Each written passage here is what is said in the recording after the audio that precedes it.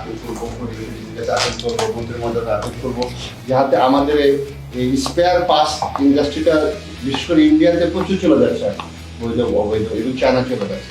এখানে যদি আমরা রেখে দিতে পারি স্যার, তাহলে আমাদের স্যার বৈদেশিক মুদ্রা সাশ্রয় হলো, আমাদের লোকাল ইন্ডাস্ট্রি দ্বারা এগুলো আমাদের অনেক কর্মসংস্থান।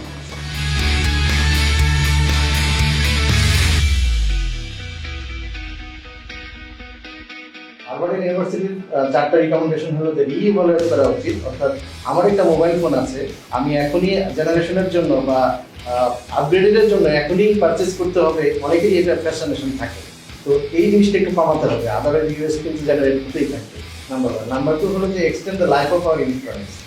এটা দেখা যাবে 10 বছর টিকবে, কিন্তু এটা আমি 1 বছর পরেই চেঞ্জ করে ফেলছি, এটাও আমাদের ঠিক না। এই জিনিসটা আমাদের হ্যাবিটটা চেঞ্জ করতে হবে।